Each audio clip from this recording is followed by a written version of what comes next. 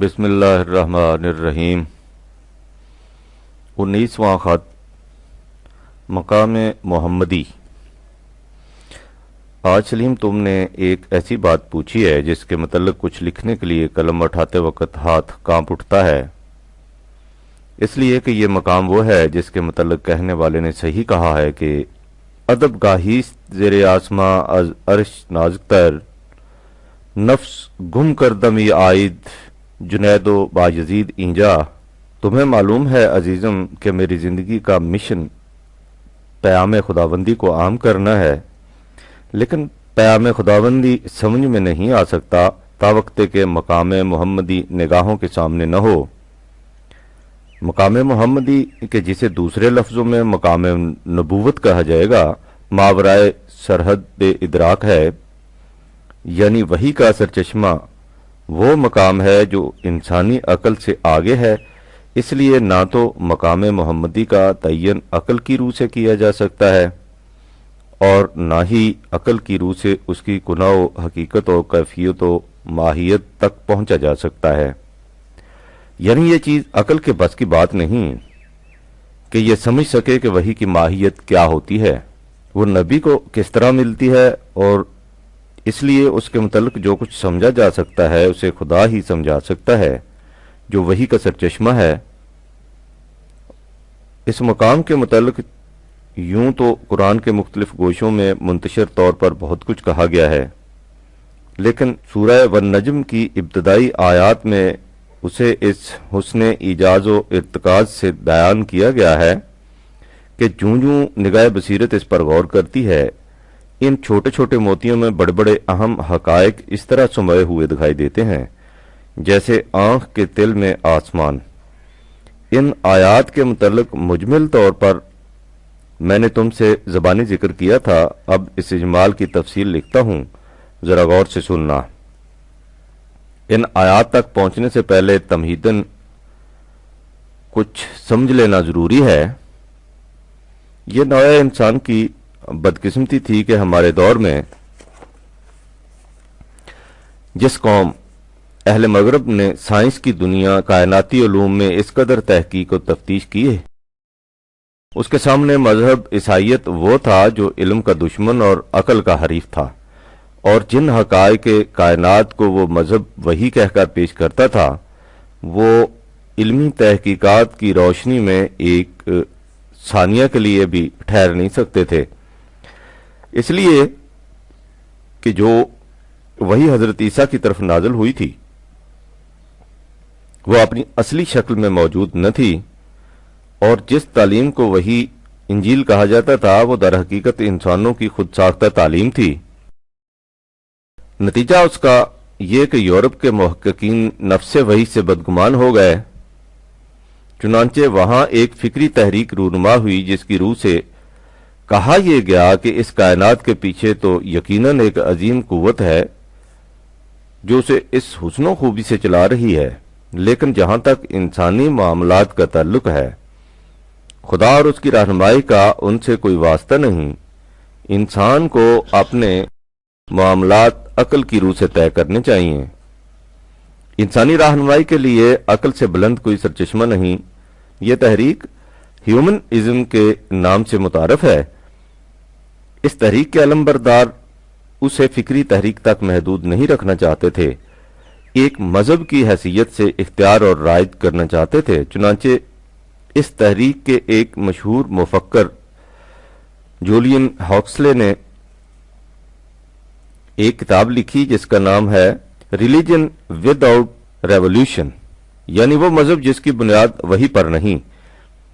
اس وقت اس کی فرصت نہیں، اور یوں بھی اس سے میں اپنے موضوع سے دور ہٹ جاؤں گا، ورنہ میں بتاتا کہ ہیکسلے جس قسم کے مذہب کی تلاش میں ہے وہ کس طرح قرآن کی وحی میں پہلے ہی موجود ہے، نہ صرف اتنا جتنے کی اسے تلاش ہے بلکہ اس سے کہیں زیادہ۔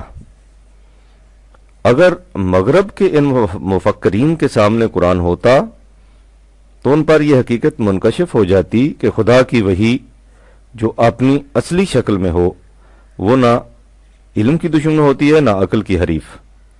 علم و عقل کی حریف ہونا تو درکنار، جوں جوں علمی تحقیقات آگے بڑھتی ہیں اس وحی کے دعاوی حقیقت ثانیہ بنتے چلے جاتے ہیں۔ بہرحال ان مفکرین کا مسلک یہ ہے کہ اس خدا کو تو مان لیا جائے جس کے قوانین خارجی کائنات میں کار فرما ہیں، لیکن اس خدا سے انکار کیا جائے جس کے قوانین انسانی دنیا میں رہنمائی کا کام دیتے ہیں۔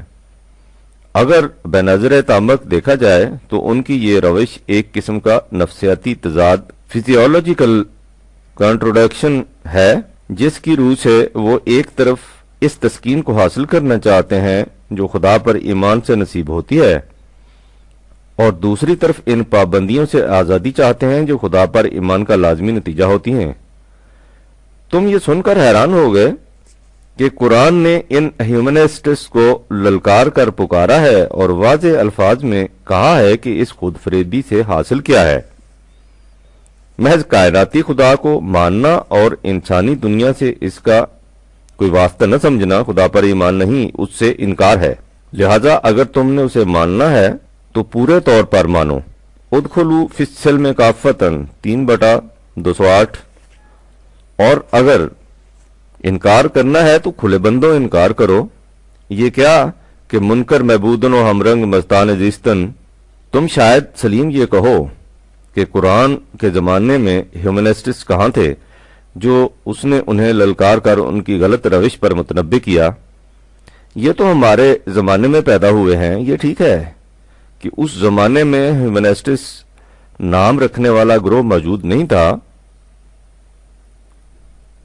لیکن قرآن کا تو اعجاز ہی یہ ہے کہ وہ انسانی فکر کی ہر لغزش کو نمایاں پوائنٹ آؤٹ کرتا اور اس کی ہر خامی کو واضح کر کے مثبت دلائل سے اس کی تردید کرتا ہے۔ تم دیکھو کہ اس نے ہیومنسٹس کی غلط نگہی کو کس انداز سے پیش کیا ہے اور کس طریق سے اس کی تردید کی ہے۔ سورہ المومنون میں ہے، کل من الارض ومن فیہا ان کنتم تعلمون، 23/84۔ ان سے پوچھو کہ زمین اور جو کچھ اس کے اندر ہے وہ سب کس کے پروگرام کی تکمیل کے لیے ہے، اور اس کا مالک اور آقا کون ہے۔ اس کے ساتھ ہی ان سے یہ بھی کہو کہ اس کا جواب تعصب اور جہالت سے نہ دیں، علم و بصیرت کی روح سے دیں۔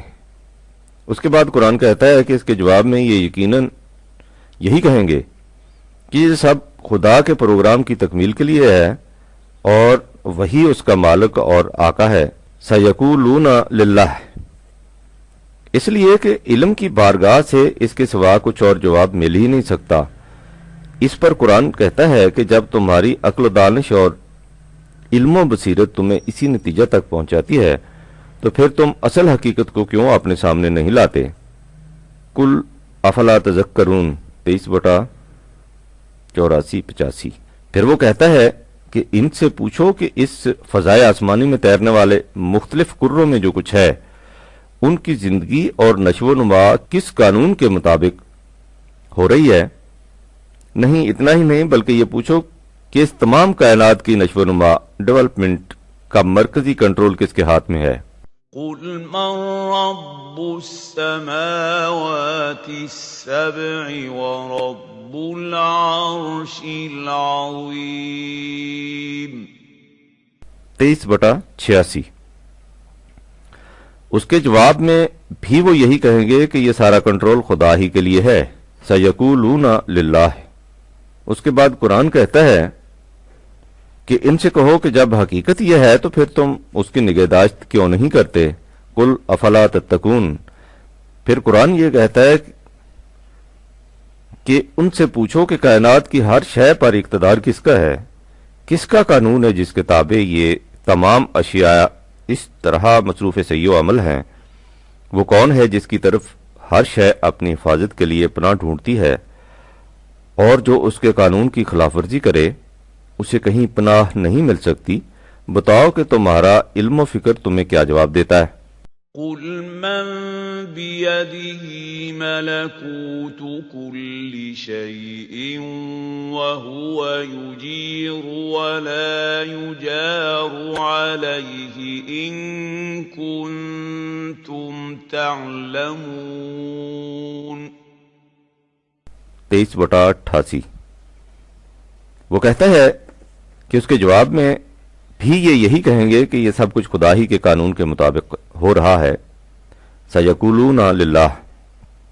خارجی کائنات میں قوانین خداوندی کی انکار فرمائیوں کا اقرار لینے کے بعد قرآن یہ پوچھتا ہے کہ تم بتاؤ کہ جب تمہارا علم و بصیرت تمہیں خود اس نتیجہ پر پہنچا رہا ہے کہ خارجی کائنات کی تمام اشیاء ایک غیر متبدل مستقل محکم قانون کے مطابق چل رہی ہیں اور یہ قوانین ان کے اپنے بنائے ہوئے نہیں بلکہ خدائے کائنات کے متعین کردہ ہیں، تو کیا اس سے یہ نتیجہ نہیں نکلتا کہ انسان کے لیے بھی غیر متبدل قوانین حیات اور مستقل اقدار پرماننٹ ویلیوز کی ضرورت ہے؟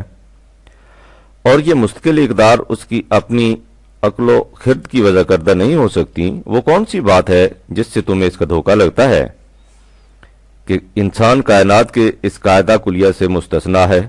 فَأَنَّا تُسْحَرُونَ 23/89۔ کیا انسان بھی اسی کائنات کا جزو نہیں؟ انسان کو اگر باقی اشیاء کائنات سے امتیاز حاصل ہے تو صرف اس بات میں کہ یہ ان قوانین کی اطاعت بطبیب خاطر اپنی مرضی سے کرتا ہے اور دیگر اشیاء کائنات ان کے مطابق چلنے کے لیے مجبور پیدا کی گئی ہیں۔ انسان کے معاملہ میں یہ صورت نہیں کہ اسے مستقل قوانین کی ضرورت ہی نہیں یا یہ ان قوانین کو خود وضع کر سکتا ہے۔ یہ قوانین خدا ہی کی طرف سے مل سکتے ہیں، بل اتیناہم بالحق، ہم ہی انہیں اٹل اور غیر متبدل قوانین دے سکتے ہیں۔ اگر یہ ان قوانین سے انکار کرتے ہیں اور خارجی دنیا میں خدا کی کبریائی پر ایمان لاتے ہیں تو یہ اپنے دعوی ایمان میں جھوٹے ہیں۔ وَإِنَّهُمْ لَكَاذِبُونَ 23/90۔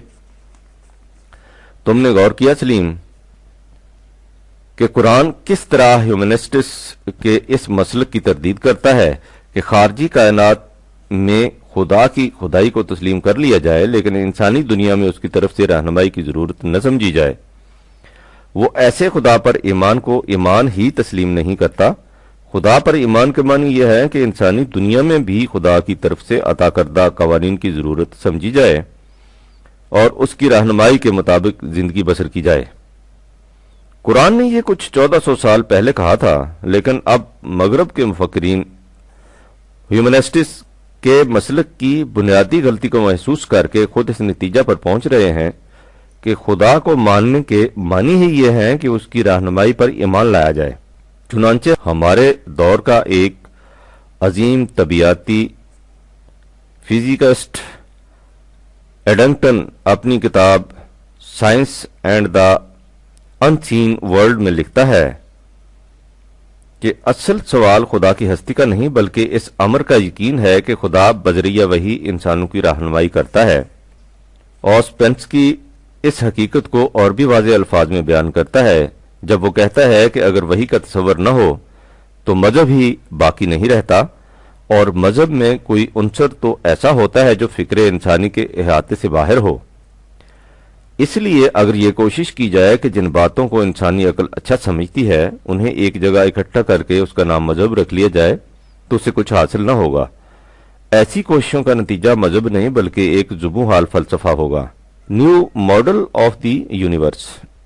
تم نے غور کیا سلیم کہ خود مغرب کے مفکرین کس طرح خدا کے ساتھ وحی کی ضرورت کو لا ينفک قرار دے رہے ہیں، یعنی ان کے نزدیک مقام نبوت کے بغیر مذہب کا تصور ہی ممکن نہیں۔ اب دیکھو قرآن نے مقام نبوت کو کن الفاظ میں سمجھایا ہے، لیکن یہاں پھر چند الفاظ تمہیداً ضروری ہیں۔ اسی ہیکسلے نے اگست 1956 میں نیو یارک میں ایک تقریر کے دوران میں کہا تھا کہ وہ جس مذہب کی تلاش کر رہا ہے اس کے لیے یہ ضروری ہے کہ اسے پیش ایسے انداز میں کیا جائے جو ایک طرف ایسا سلیس اور سادہ ہو کہ عام سطح کے انسان بھی اس سے نفع اندوز ہو سکیں، اور دوسری طرف اس قدر عمیق اور پرمانی کے بلند پایا مفکر بھی اس سے مطمئن ہو جائے۔ تم دیکھو کہ قرآن کریم اس معیار پر بھی کس طرح پورا اترتا ہے۔ اس نے بات یہ بھی سمجھانی ہے کہ جس طرح خارجی کائنات میں ہر شے ایک غیر متبدل قانون کے تابع سرگرم عمل ہے اور وہ قانون اس کا اپنا وضع کردہ نہیں، اسی طرح انسان کے لیے بھی اسی قسم کے غیر متبدل قوانین کی ضرورت ہے جو اسے وحی کی روح سے ملے۔ قرآن نے یہ بات سمجھانی تھی اور سب سے پہلے سمجھانی تھی اس قوم کو جو نہ کارگاہ کائنات کے نظم و نسق سے واقف تھی، نہ سائنٹیفک تحقیقات سے آشنا۔ اس قوم کی علمی سطح کیا تھی؟ اس کا اندازہ اس سے لگاؤ کہ وہ قوم آج سے 1400 سال پہلا کے زمانے میں تھی۔ یہ وہ زمانہ تھا جسے اس زمانے کے لوگ تاریک زمانہ ڈارک ایج کہتے ہیں، یعنی خود زمانے کے اعتبار سے وہ دور تاریکی کا دور تھا۔ پھر اس تاریکی کے دور میں عرب کا ملک اپنے ہم عصر ممالک میں تہذیب و تمدن تو ایک طرف، علم و بصیرت میں سب سے پیچھے تھا، حتیٰ کہ اس خطہ میں ایسے لوگ بھی کچھ زیادہ نہ تھے جو معمولی نوشت و خوان سے واقف تھے۔ یہ لوگ اونٹوں کے دودھ اور کھجوروں کی گھٹلیوں پر گزارا کرتے تھے۔ یہ تھے اولین مخاطب جنہیں یہ سمجھانا مقصود تھا کہ تمہیں زندگی میں مستقل قوانین کی ضرورت ہے، اور یہ قوانین وہاں سے ملیں گے جہاں سے خارجی کائنات کو اٹل قوانین فطرت ملتے ہیں۔ دیکھو کہ قرآن ان لوگوں کو اس قسم کی بلند اور دقیق حقیقت کن الفاظ میں سمجھاتا ہے، اور پھر یہ بھی دیکھو کہ اس حقیقت کو جن الفاظ میں اس جاہل اور ناخواندہ قوم کو ازمنہ مظلمہ میں سمجھایا گیا تھا، وہی الفاظ آج اس دور علم و تمدن میں بلند ترین مفکروں کے سامنے کس طرح انکشاف حقیقت کرتے ہیں۔ وہ بادیہ نشین قوم تھی۔ ان کی زندگی کا معمول یہ تھا کہ ہر صبح سفر، ہر شام سفر، بلکہ صبح تو گاہے ماہے سفر اکثر و بیشتر شام ہی کو ہوتا تھا، اس لیے کہ دن کے وقت ریگستان میں سخت گرمی ہوتی اور ان کے کارواں اکثر راتوں کو سفر کرتے، لیکن ان کا یہ سفر گرانڈ ٹرنک روڈ پر نہیں ہوتا تھا کہ پشاور سے چلیں اور آنکھیں بند کیے سیدھے کلکتہ پہنچ جائیں۔ ان کا سفر صحراؤں میں ہوتا جن میں نہ کہیں سڑکیں تھیں نہ نشانات راہ۔ اگر کبھی کسی نے کوئی نشانات متعین بھی کر لیے، مثلا یہ کہ یہاں کوئی ٹیلہ ہے اور وہاں کچھ جھاڑیاں، تو صحرا میں چلنے والی ہوائیں اور ان سے اڑنے والی ریت دوسری شام تک ان نشانات کو بدل کر رکھ دیتی۔ جہاں کل ٹیلہ تھا وہاں آج گڑھا، اور جہاں گڑھا تھا وہاں ریت کا ڈھیر ہے۔ پھر وہاں بستیاں اور آبادیاں بھی قریب قریب نہ تھیں کہ مقامی لوگوں سے پوچھ لیا جائے۔ یہ تھے وہ حالات جن میں وہ سفر کرتے تھے، اور وہ بھی تاریک راتوں میں۔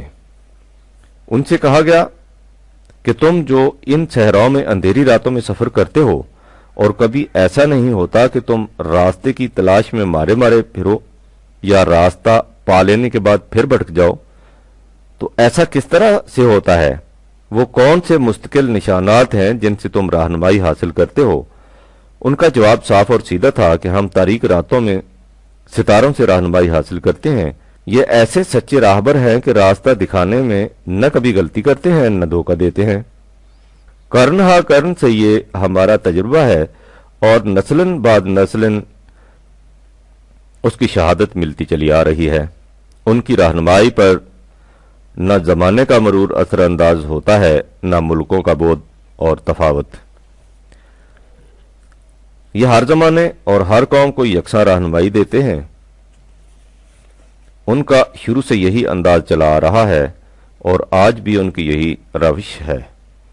اس پر ان سے کہا گیا کہ ذرا سوچو کہ جس خدا کی طرف سے ستاروں کو یہ صلاحیت حاصل ہوئی ہے کہ وہ اپنی رہنمائی میں نہ غلطی کرتے اور نہ دھوکہ دیتے ہیں، اگر اسی خدا کی طرف سے تمہیں بھی رہنمائی ملے تو کیا وہ رہنمائی بھی ستاروں کی رہنمائی کی طرح مستقل، غیر متبدل، قابل اعتماد، سہو و خطا سے مبرہ اور فریب دہی کے امکان سے بلند و بالا ہوگی یا نہیں؟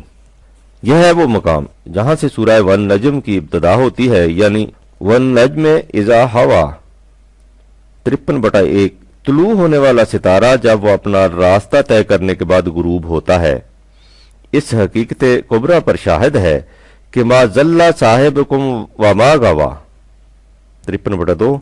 تمہارا یہ رفیق سفر جو تمہیں زندگی کے صحیح راستے کی طرف لے جانا چاہتا ہے، نہ تو راستے کی تلاش میں مارا مارا پھرتا ہے اور نہ ہی راستہ پا جانے کے بعد بھٹک گیا ہے، اس لیے کہ ما ینطق عن الہویٰ 53/3۔ یہ جو کچھ کہتا ہے اپنی طرف سے نہیں کہتا۔ ان ہوا الا وحی یوحیٰ 53/4 یہ صرف اس وحی کو بیان کرتا ہے جو خدا کی طرف سے اس کو دی جاتی ہے۔ انسانی خیالات کی تو یہ کیفیت ہوتی ہے کہ وہ ہر آن بدلتے رہتے ہیں۔ زماں زماں شکنت آنچمی تراشد عقل، جو باتیں ہم بچپن میں کرتے ہیں ذرا آگے بڑھ کر دیکھیے تو ان پر خود ہی بے اختیار ہنسی آ جاتی ہے۔ جوانی کے جن فیصلوں کو ہم عقل و تدبیر و دانش و بینش کا کمال سمجھتے ہیں، 5-7 برس کے بعد وہ چند نادانیوں سے زیادہ کچھ دکھائی نہیں دیتے۔ اس کے بعد علم و تجربہ میں کچھ پختگی آنے لگتی ہے تو بڑھاپا آ جاتا ہے جس میں قرآن کے الفاظ میں عقل اوندھی ہو جاتی ہے۔ یہ کیفیت تو عمر کے مختلف منزلوں میں ہوتی ہے۔ ایک ہی منزل میں حالت یہ ہوتی ہے کہ صحت کے عالم میں خیالات اور قسم کے ہوتے ہیں، بیماری کے زمانے میں اور قسم کے حالات مساعد ہوں تو زاویہ نگاہ اور قسم کا ہوتا ہے، اور جب پریشانیاں گھیر لیں تو تمام نظریات و تصورات بدل جاتے ہیں۔ غصے کے عالم میں ہمارے خیالات اور قسم کے ہوتے ہیں اور سکون کی حالت میں اور قسم کے۔ یہ حالت تو افراد کی ہے، اگر قوموں کی زندگی پر نگاہ ڈالی جائے تو وہاں بھی یہی کیفیت دکھائی دیتی ہے۔ جن باتوں کو کوئی قوم 100 سال پہلے علم و دانش کی معراج سمجھتی تھی، آج وہ خود ان پر ہنستی ہے۔ لہذا جو شخص اپنے خیالات سے کوئی بات کہے گا وہ اس کی طبعی کیفیات اور ذہنی اور قلبی میلانات سے متاثر اور اس کے زمانے کے احوال و ظروف سے متسم ہوگی، اس لیے وہ کبھی مستقل اقدار نہ بدلنے والے قوانین کا تعین نہیں کر سکے گا۔ یہ چیز صرف اس سرچشمہ سے مل سکے گی جو زمان و مکان کے ہر قسم کے اثرات سے مبرہ ہو اور قلبی و ذہنی عواطف و میلانات کی رنگینی سے معرہ۔ اسے وہی کہتے ہیں۔ انہی حقائق کو قرآن کریم نے دیگر مقامات پر بھی بیان کیا ہے۔ ستاروں کی رہنمائی کے متعلق سورہ انعام میں ہے، وَهُوَ الَّذِي جَعَلَ لَكُمُ النُّجُومَ لِتَهْتَدُوا بِهَا فِي ظُلُمَاتِ الْبَرِّ وَالْبَحْرِ قَدْ فَصَّلْنَا الْآيَاتِ لِقَوْمٍ يَعْلَمُونَ 6/98 اللہ وہ ہے جس نے تمہارے فائدے کے لیے ستاروں کو اس انداز سے بنایا کہ تم اس سے زمین اور سمندر کے سفر کی تاریکیوں میں رہنمائی حاصل کر سکو۔ سورہ واقعہ میں کہا ہے کہ فلا اقسم بے مواقع النجوم 56/75 نہیں، بات یوں نہیں جس طرح تم اپنے ذہن میں خیال کیے ہوئے ہو، بات کچھ اور ہے۔ اس کے لیے میں ستاروں کی گزرگاہوں، ان کے طلوع و غروب کے مواقع کو شہادت میں پیش کرتا ہوں۔ وَإِنَّهُ لَقَسَمٌ لَوْ تَعْلَمُونَ عظیم 56/76 اور اگر تم علم و بصیرت کی بارگاہ سے پوچھو تو وہ تمہیں بتائے گی کہ یہ شہادت کس قدر عظیم ہے۔ یہ شہادت کس امر کی ہے؟ اس امر کی کہ اِنَّهُ لَقُرْآنٌ کریم 56/77 یہ حقیقت ہر قسم کے شک و شبہ سے بالا ہے کہ یہ قرآن نوع انسان کے لیے بڑا ہی نفع رساں اور عزت بخش ہے۔ فی کتاب مکنون 56/78 اس کے حقائق غیر متبدل ہیں اور وہ خود بھی ایک محفوظ کتاب کے اندر ہے، اس لیے اس کے حروف و الفاظ میں بھی کوئی تغیر و تبدل نہیں ہو سکتا۔ حقائق کو دوسروں تک پہنچانے کا ذریعہ الفاظ ہی ہوتے ہیں۔ اگر الفاظ میں تبدیلی ہو جائے تو حقائق میں بھی تبدیلی ہو جاتی ہے، لیکن اس کے ساتھ ایک اور شرط بھی ہے، اور وہ یہ کہ الفاظ کا صحیح مفہوم بھی اسی صورت میں سمجھ میں آ سکتا ہے جب ان الفاظ کو خالی الذہن ہو کر سمجھا جائے۔ اگر انسان پہلے سے اپنے ذہن میں کوئی خاص خیالات اور تصورات لے کر قرآن کی طرف آئے تو قرآنی حقائق اپنی اصلی اور بلا آمیزش شکل میں سامنے نہیں آ سکیں گے۔ اس کے لیے تطہیر فکر و نظر نہایت ضروری ہے۔ لا یمسہ الا المطہرون 56/79 اس کے حقائق کو صرف وہی پا سکتے ہیں جن کا قلب و دماغ غیر قرآنی تصورات سے پاک ہو، جن کا ادراک بے رنگ ہو۔ پھر جس طرح ستاروں کی رہنمائی تمام اقوام عالم اور جملہ ممالک دنیا کے لیے یکساں ہے، اسی طرح قرآن کی رہنمائی بھی زمان و مکان کی حدود سے بے نیاز اور تمام نوع انسانی کے لیے یکساں ہے، اس لیے کہ یہ اس خدا کی طرف سے نازل ہوا ہے جو پورے عالم انسانیت کا نشو و نما دینے والا ہے۔ تنزیل من رب العالمین 56/80۔ اس کے بعد قرآن کہتا ہے کہ افا بہذا الحدیث انتم مدہنون 56/81۔ ذرا سوچو کہ تم اس قسم کے محکم غیر متبدل یقینی ستاروں کی طرح واضح اور روشن ضابطہ حیات کو جھٹلاتے ہو، اس سے ادھر ادھر پھسلنا چاہتے ہو، اس میں کمی بیشی کر کے مداحنت اور مفاہمت کمپرومائز کی راہیں تراشنے کی کوشش کرتے ہو۔ تم چاہتے ہو کہ اس میں تمہاری مرضی کے مطابق تھوڑا سا رد و بدل کر دیا جائے۔ بتاؤ کہ اگر ستارے لوگوں کی خواہش کے مطابق اپنے راستے بدلنے لگ جائیں تو مسافروں کا کیا حشر ہو؟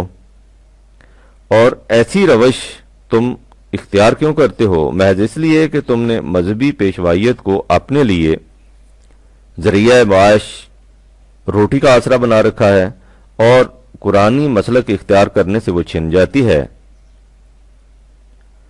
وَتَجْعَلُونَ رِزْقَكُمْ أَنَّكُمْ تُكَذِّبُونَ 56/82۔ ذرا سوچو کہ کس قدر پست مقصد کی خاطر تم اتنی بلند حقیقت کو جھٹلاتے اور مداحنت اختیار کرتے ہو۔ اسی طرح سورہ تکویر میں فلا اقسم بالخنس، میں یہ باتیں یوں ہی بیان نہیں کر رہا، اس حقیقت پر سارا نظام کائنات شاہد ہے۔ اس پر شاہد ہیں وہ ستارے جو دبے پاؤں آہستہ آہستہ پیچھے ہٹتے رہتے ہیں، الجوار الکنس، اور وہ تیز خرام ستارے جو اپنی اپنی منزل طے کر کے چھپ جاتے ہیں، واللیل اذا عسعسا، اور رات جو خاموشی سے آتی ہے اور خاموشی سے چلی جاتی ہے، والصبح اذا تنفسا 81/15-18، اور صبح جب وہ حیات نو کا پیغام لے کر نمودار ہوتی ہے۔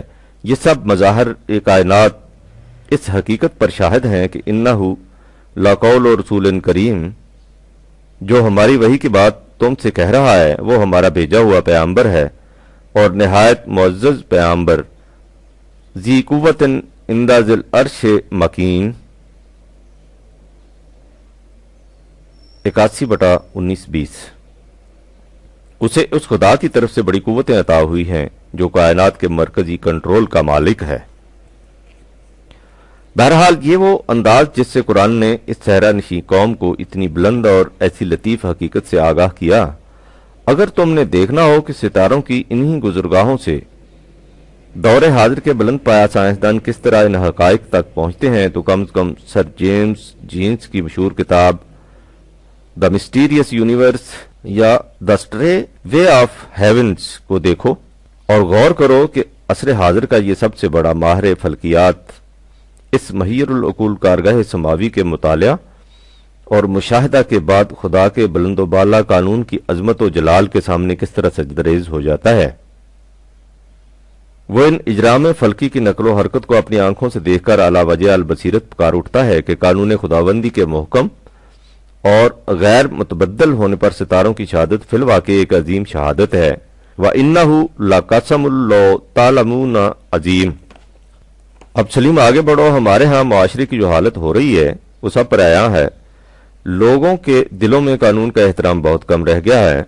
قانون کی کتابوں کو دیکھو تو وہ اعلیٰ درجے کے قوانین سے بھری پڑی ہیں، لیکن افراد معاشرہ کو دیکھو تو قانون پر عمل بہت کم ہو رہا ہے۔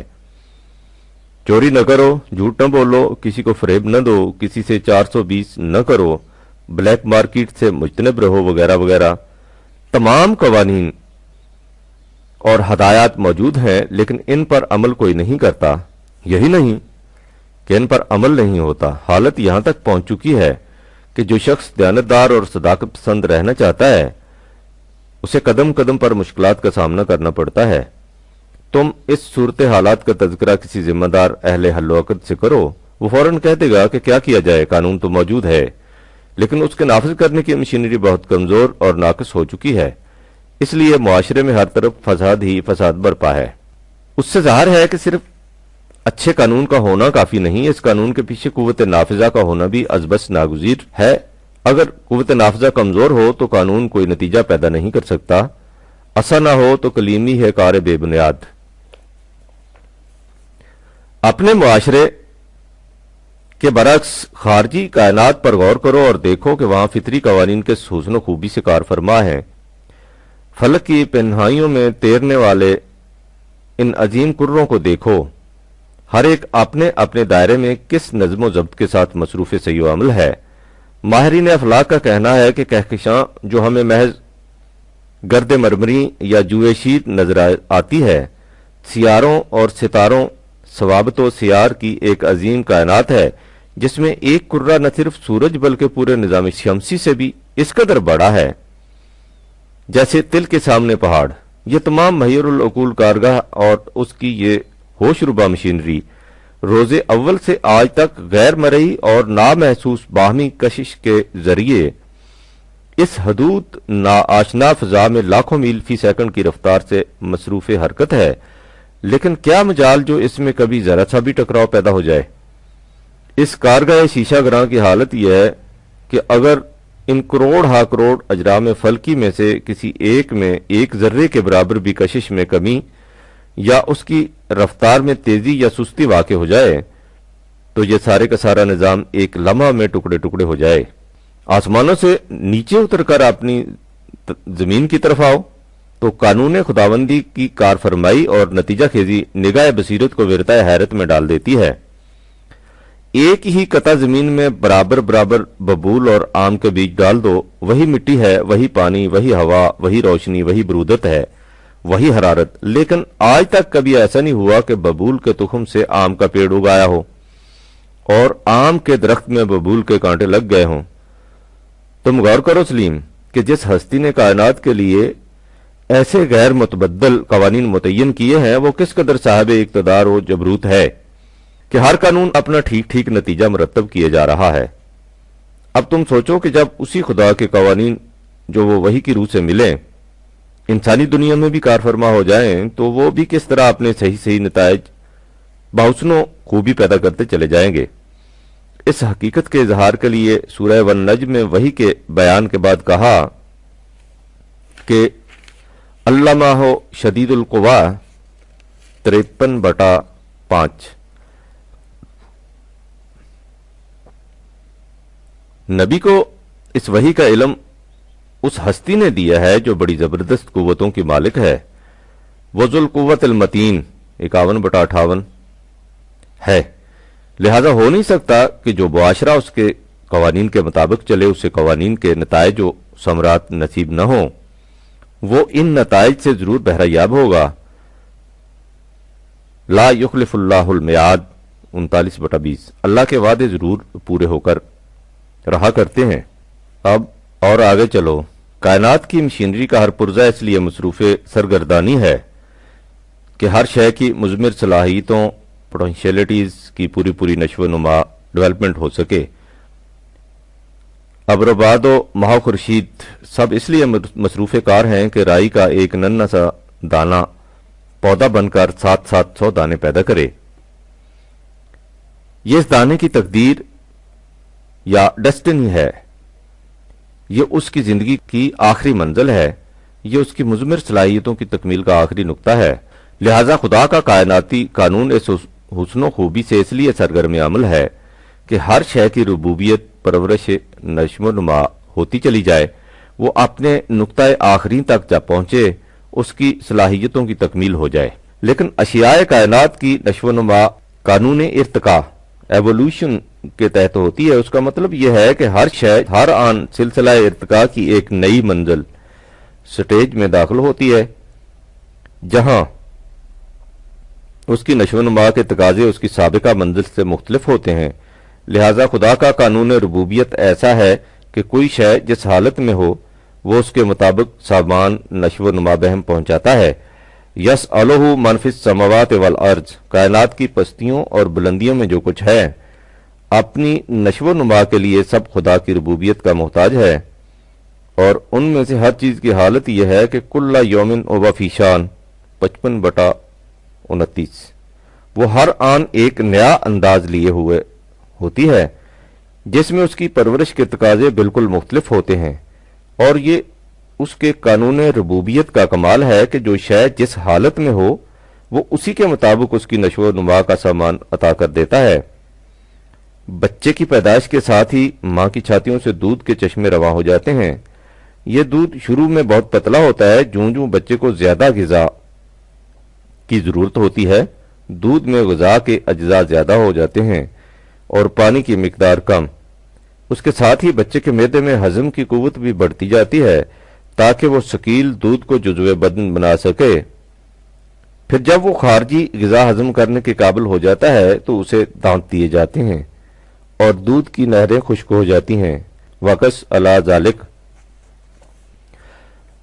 ہر شے کو اس کے بدلتے ہوئے تقاضوں کے مطابق سامان نشو و نما ملتا چلا جاتا ہے۔ جس طرح طبعی دنیا میں نشو و نما کے تقاضے بدلتے رہتے ہیں، اسی طرح انسانیت کی دنیا میں بھی نشو و ارتقاء کے تقاضوں میں تغیر و تبدل ہوتا رہتا ہے۔ اگر آج افریقہ کے حبشی اپنے جوہر انسانیت کی نشو و نما کے لیے نظام خداوندی کو اختیار کریں تو ان کی نشو و نما کے تقاضے اور ہوں گے، اور اگر یورپ کی متمدن اقوام یہی کچھ چاہیں تو ان کے تقاضے ان سے مختلف ہوں گے۔ لہذا انسانوں کی دنیا میں خدا کا قانون بھی ایسا ہونا چاہیے جو انسانی ذات کے مختلف جوہروں کی پرورش اور بالیدگی زمانے کے بدلتے ہوئے تقاضوں کے مطابق کرتا چلا جائے۔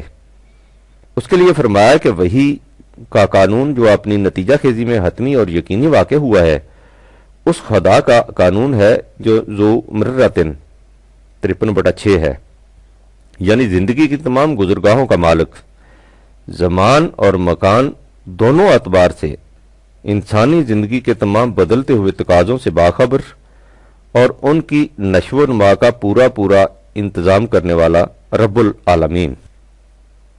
یہاں تک سلیم گفتگو وحی یا اس خدا کے متعلق ہو رہی تھی جو وحی کو عطا کرتا ہے۔ اب اس گرامایا ہستی کا تذکرہ جلیلہ آتا ہے جس کا منور و مقدس سینہ وحی کا محبت بنتا ہے، یعنی خود نبی صلی اللہ علیہ وآلہ وسلم کا تذکرہ۔ لہذا یہاں سے مقام نبوت یا مقام محمدی کا آغاز ہوتا ہے۔ اسے سمجھنے کے لیے عزیزم پہلے سے بھی زیادہ ذوق و انہماک کی ضرورت ہے۔ آج کل ہم مسلمانوں میں کچھ لوگ ایسے بھی ہیں جو یہ سمجھتے ہیں کہ نبی کا کام صرف اس قدر ہے کہ وہ خدا کی طرف سے حاصل کردہ وحی کو دوسروں تک پہنچا دے اور بس، یعنی وہ پیغام خداوندی کو دوسروں تک پہنچا دیتا ہے تو اس کے بعد اس کی کوئی حیثیت باقی نہیں رہتی۔ ان کے خیال کے مطابق یوں سمجھیے کہ نبی کی حیثیت معاذ اللہ ایک ریڈیو سیٹ کی سی ہوتی ہے جو کچھ براڈ کاسٹنگ ہاؤس سے براڈ کاسٹ نشر ہوتا ہے، یہ سیٹ اسے اخذ کر لیتا ہے اور بینا ہی اسی طرح دوسروں تک پہنچا دیتا ہے۔ جب براڈ کاسٹنگ ہاؤس سے کچھ نشر نہیں ہوتا تو ریڈیو محض ایک لکڑی کا ڈبہ رہ جاتا ہے۔ اس کے علاوہ بعض لوگوں کو ایک اور غلطی بھی لگتی ہے، وہ یہ سمجھتے ہیں کہ وحی چونکہ اکتسابی چیز نہیں بلکہ وحبی ہے، یعنی وحی میں نبی کے اپنے کسب و ہنر کا کوئی دخل نہیں ہوتا بلکہ یہ علم اسے خدا کی طرف سے ملتا ہے، اس لیے نبی میں کسی ذاتی حیثیت اور قابلیت کی ضرورت نہیں ہوتی۔ خدا نے اپنی وحی کسی نہ کسی کے ذریعے انسانوں تک پہنچانی ہوتی ہے، اس لیے اس مقصد کے لیے جو انسان بھی اس کے سامنے آ جائے وہ اس کے ذریعے انسانوں تک پہنچا دیتا ہے۔ یہ ہے وہ خیال جس کا مظہر وہ شعر ہے جو ہمارے ہاں بڑا مقبول ہے اور جسے تم نے بھی کئی بار گنگنایا ہوگا، یعنی خدا کی دین کا موسیٰ سے پوچھئے احوال، آگ لینے کو جائیں پیغمبری مل جائے۔ یعنی اللہ تعالیٰ کے پروگرام کے مطابق وہ وقت آ چکا تھا کہ خدا کی وحی بنی اسرائیل تک پہنچا دی جاتی۔ اس وقت اتفاق سے حضرت موسیٰ آگ کی تلاش میں ادھر آ نکلے تو اللہ میاں نے تاج نبوت ان کے سر پہ رکھ دیا۔ اگر اس وقت ان کی جگہ کوئی اور وہاں جا پہنچتا تو یہی پیغمبری اسے مل جاتی۔ یہ خیال بھی بنیادی طور پر غلط ہے اور مقام نبوت سے اکثر بے خبری کا نتیجہ۔ اس کی وضاحت کے لیے خود حضرت موسیٰ کی مثال سامنے لاؤ، جن کے متعلق نہایت بے تکلفی سے کہہ دیا جاتا ہے کہ آگ لینے کو گئے اور پیغمبری مل گئی۔ سنو کہ اللہ تعالیٰ ان کے منصب نبوت پر سرفراز ہونے کے سلسلہ میں کیا کہتا ہے۔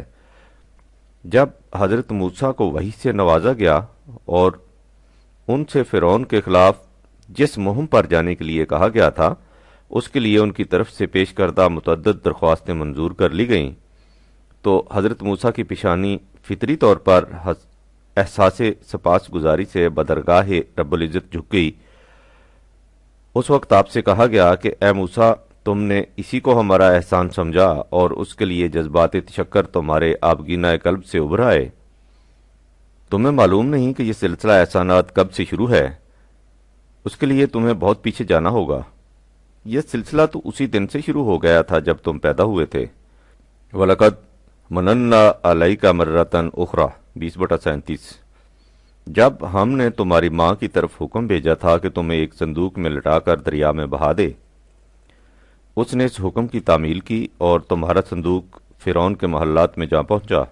اس طرح ہم نے اس کا انتظام کر دیا کہ تمہاری پرورش فرعون کے محلات میں ہو۔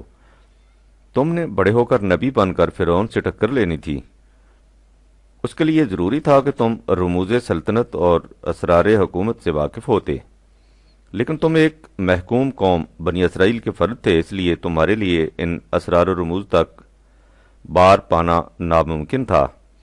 اس مقصد کے حصول کے لیے ہم نے یہ تدبیر کی کہ تمہاری پرورش و تربیت خود محلات شاہی میں ہو، لیکن تم نے ساری عمر شہزادگی یا شہنشاہی کی زندگی بسر نہیں کرنی تھی۔ تمہاری پیدائش سے مقصود کچھ اور تھا۔ تم نے ایک دن بنی اسرائیل کو لے کر وادی سینا کے جنگلوں اور بیابانوں میں بھی جانا تھا اور وہاں ان کی تربیت کرنی تھی، اس لیے یہ ضروری تھا کہ تم صحرائی اور بیابانی زندگی سے بھی واقف ہو جاؤ۔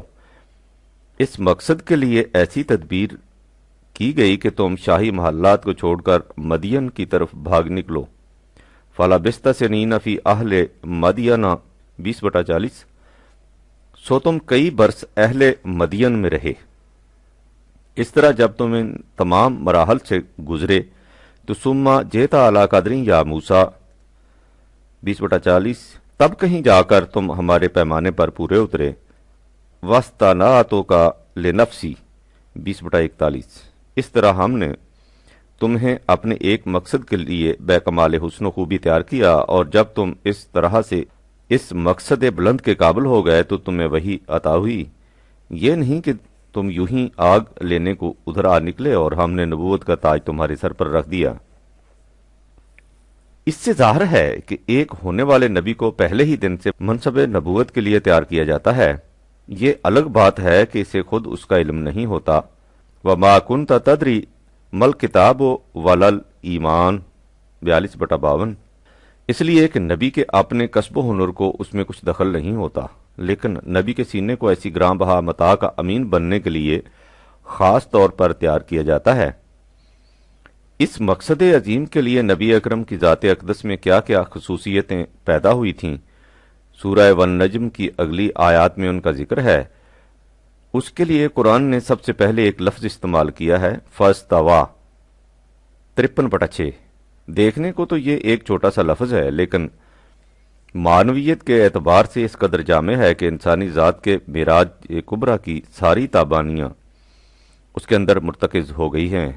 اس کے مفہوم کے لیے یوں سمجھو جیسے دور حاضر کی اصطلاح میں کہتے ہیں بیلنسڈ پرسنالٹی، وہ ذات جس میں انسانیت کی مضمر صلاحیتیں مکمل طور پر نشو و نما پا کر پورے اعتدال اور حسن توازن و تناسب کے ساتھ جمع ہوں، جس میں انسانی قوتیں اور جوہر انتہائی اعتدال کے ساتھ جلوہ فرما ہوں۔ سلیم تم سوچو کہ ارتقاء شرف انسانیت میں اس سے بڑا مقام اور کون سا ہو سکتا ہے۔ یہ ہے وہ پہلی خصوصیت کبریٰ جس سے مقام محمدی کی ابتدا ہوتی ہے، یعنی حسن سیرت کی کمال زیبائی اور آنائی، مختلف صفات انسانیہ کا پورا اعتدال۔ خدا نے خود اپنے متعلق اسماء الحسنہ کہا ہے تو اس کا بھی یہی مطلب ہے، یعنی وہ ذات جس میں تمام صفات اسماء اپنی مکمل صورت میں بائی انداز جمع ہوں کہ ان میں پورا تناسب پایا جائے۔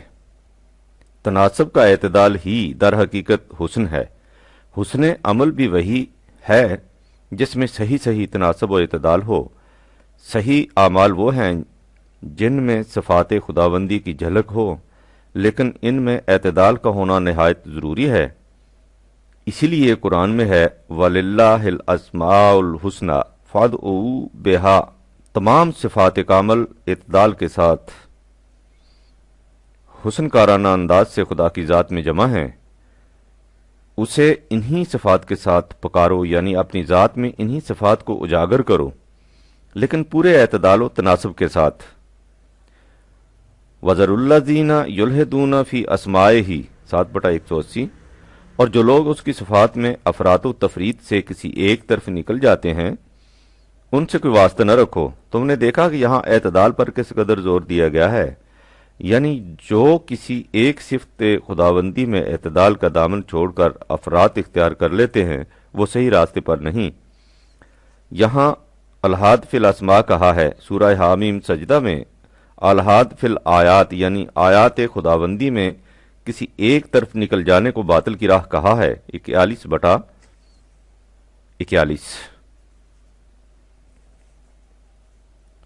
مومن وہ ہیں جو صراط مستقیم پر چلتے ہیں، یعنی توازن بدوش راہ جس میں افراط ہو نہ تفریط۔ یہی لوگ منعم علیہ ہیں، یعنی جنہیں زندگی کی تمام خوشگواریاں نصیب ہیں۔ اسی درخشندہ فہرست کا سرعنوان مقام محمدی ہے، جسے قرآن نے فاستاوا سے تعبیر کیا ہے، یعنی صفات خداوندی کو اعلی حد بشریت پورے اعتدال کے ساتھ لیے ہوئے۔ یہ ہوا سیرت کا کمال۔ اب آگے بڑھو، ارشاد ہے وَهُوَ بِالْأُفُقِ الْأَعْلَى 53/7۔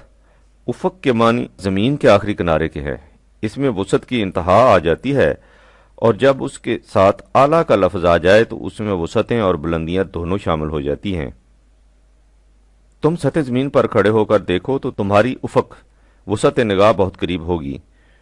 کسی اونچی عمارت پر کھڑے ہو کر دیکھو تو تمہاری افق کا دائرہ وسیع ہو جائے گا، اور جب تم کسی بلند ترین اعلیٰ مقام پر کھڑے ہو تو وسعت اپنی انتہا تک پہنچ جائے گی۔ لہذا بالافق الاعلی سے مراد ہے کہ نبی کا علم اپنی وسعتوں اور بلندیوں میں انتہا تک پہنچا ہوا ہوتا ہے۔ ہمارے ہاں عام طور پر نبی کے معنی پیشن گوئیاں کرنے والا یا خبریں دینے والا کیے جاتے ہیں، یعنی اسے نبا سے مشتق مانا جاتا ہے۔ نبوت کا یہ تصور در حقیقت یہودیوں کے ہاں سے آیا ہے۔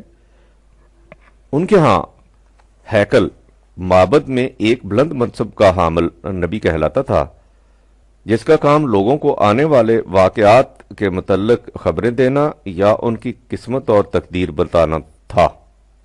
چنانچہ یہودی لٹریچر میں جن نبیوں کے قصے درج ہیں وہ بالعموم ہیکل کے انہی منصبداروں سے متعلق ہیں۔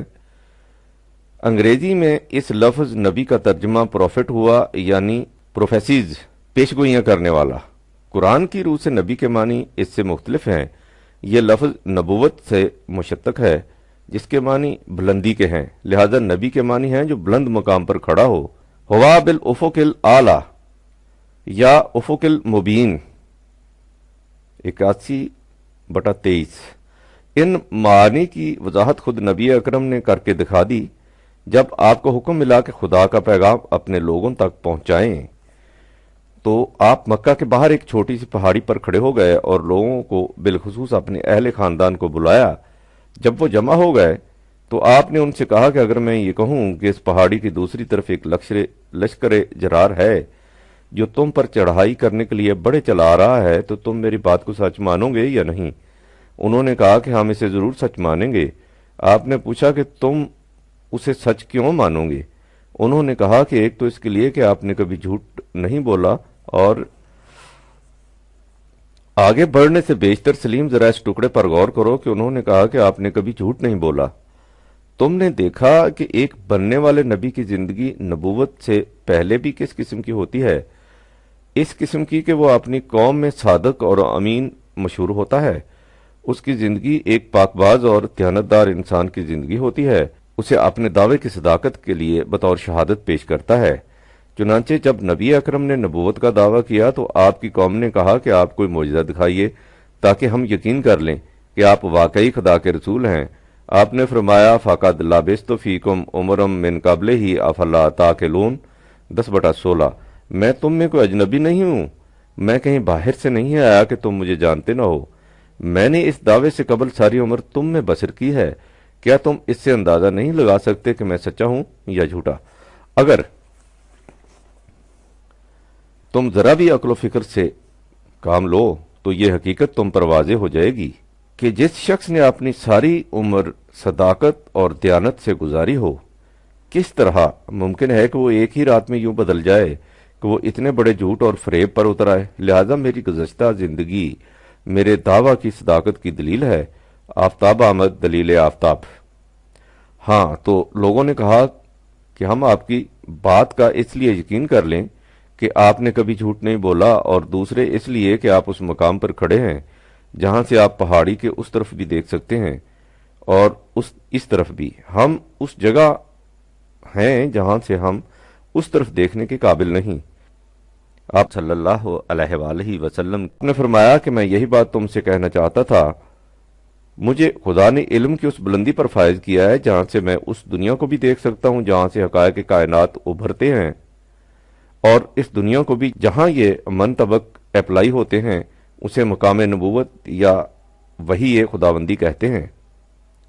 یہی ہے سلیم وہ افق الاعلی جس پر نبی فائز ہوتا ہے،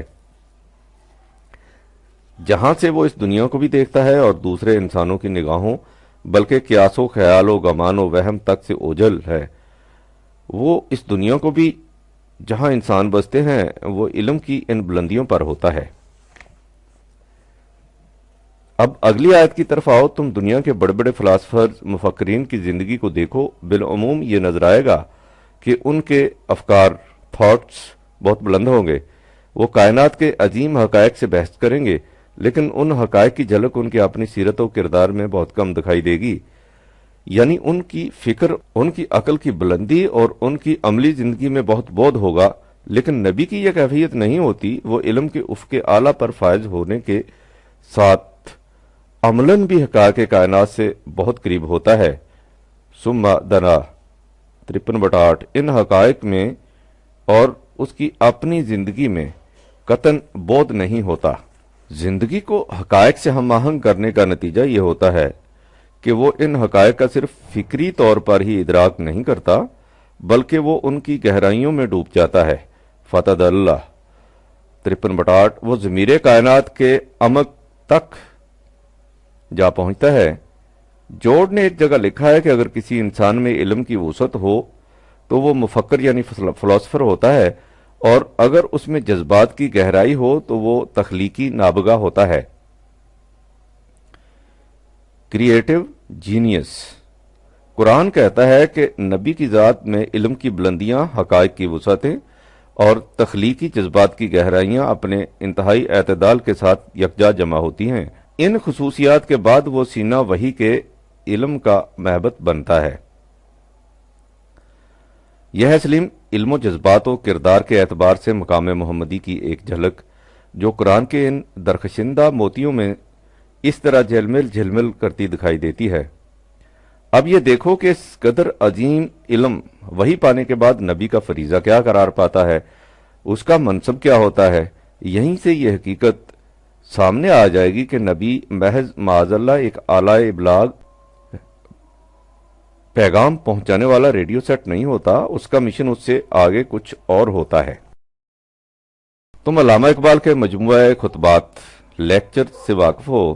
انہوں نے اپنے 5ویں لیکچر کا افتتاح اس طرح کیا ہے: محمد عربی فلک الافلاک کی بلندیوں پر پہنچ کر واپس تشریف لے آئے۔ خدا شاہد ہے کہ اگر میں اس مقام پر پہنچ جاتا تو کبھی واپس نہ آتا۔ یہ الفاظ ایک بہت بڑے صوفی بزرگ عبد القدوس گنگوہی کے ہیں۔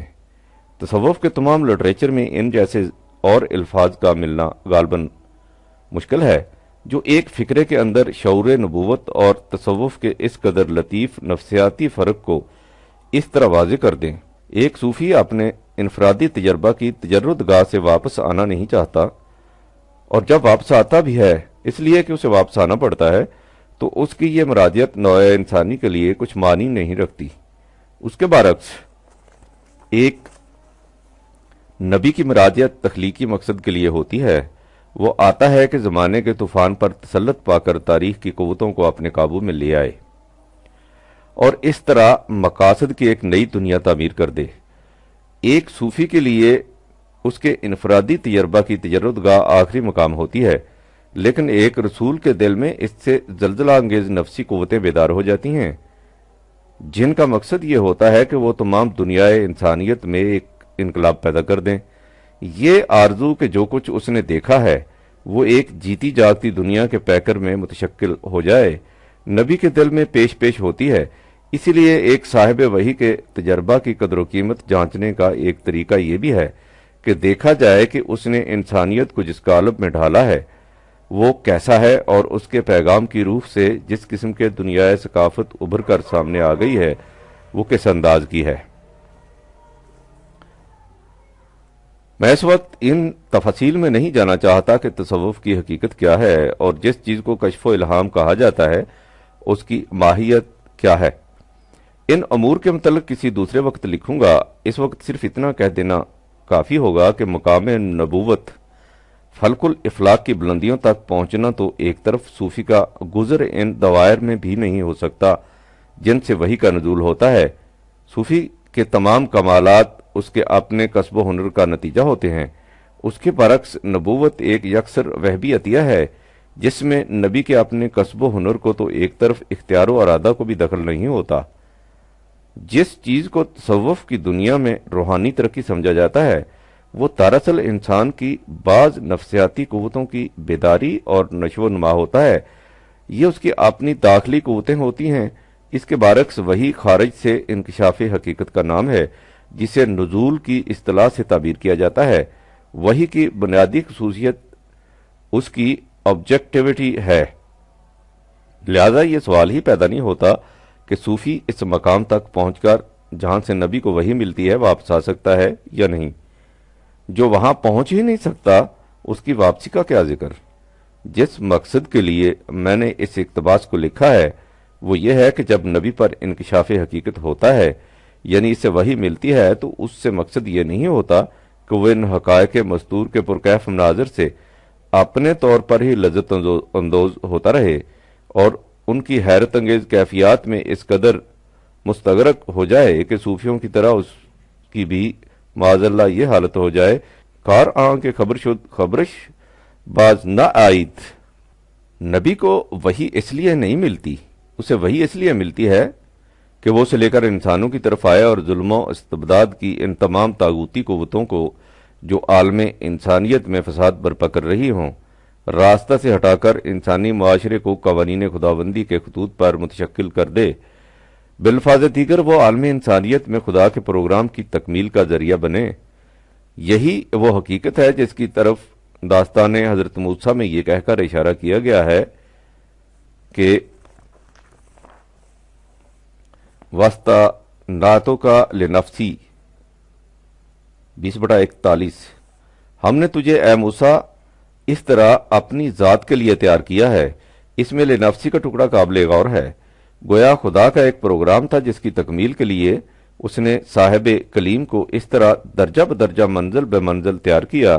وہ پروگرام کیا تھا؟ اذهبا إلى فرعون إنه طغى 20/43 تم دونوں حضرت موسیٰ اور حضرت ہارون فرعون کی طرف جاؤ اس لیے کہ وہ سرکش ہو گیا ہے، وہ حد سے نکل گیا ہے۔ یعنی ایک نبی کو وحی اس لیے دی جاتی ہے کہ وہ مظلوم انسانیت کو مستبد اور سرکش قوتوں کے پنجائے آہنی سے چھڑا کر خدا کے قوانین کے تابع لے آئے۔ یہ نقطہ عزیزم مزید وضاحت کا مقتضی ہے۔ تم نظام کائنات پر غور کرو، وہاں ہر شے خود بخود قوانین خداوندی کے مطابق مصروف کار ہے۔ جس کے سپرد جو کام کیا گیا ہے وہ اس کی تکمیل کے لیے ہر وقت رقصاں و جنبا ہے۔ لیکن انسان کو چونکہ صاحب ارادہ پیدا کیا گیا ہے اس لیے اسے اختیار ہے کہ چاہے تو قانون خداوندی کے مطابق زندگی بسر کرے اور چاہے اس سے سرکشی اختیار کر کے دوسری روش پر چل نکلے۔ جب مستبد قوتیں قانون خداوندی کے راستے کو چھوڑ کر اپنے خود ساختہ قوانین کے مطابق نظام قائم کر لیتی ہیں تو زیر دست انسان ان کے پاؤں تلے بری طرح روندے جاتے ہیں۔ اس میں شبہ نہیں کہ خدا کا قانون مکافات ان سرکش قوتوں کے اعمال کے نتائج مرتب کر رہا ہوتا ہے، اور ان نتائج کو ایک دن ان کے سامنے بھی آنا ہوتا ہے، لیکن یہ کچھ خدا کے کائناتی قانون کے حساب و شمار کے مطابق ہوتا ہے، جس میں قرآن کے الفاظ میں ایک ایک دن 1000 سال اور 50 ہزار سال 70/4 کا ہوتا ہے۔ لیکن اگر خدا کے اس قانون مکافات کے ساتھ انسان کا ہاتھ بھی لگ جائے تو یہی نتائج انسانوں کے ماحوسال کے حساب سے مرتب ہو کر سامنے آ جاتے ہیں، اور جن سرکش قوموں نے صدیوں کے بعد جا کر تباہ ہونا تھا وہ دونوں میں سرنگوں ہو کر وجہ نجات انسانیت بن جاتی ہے۔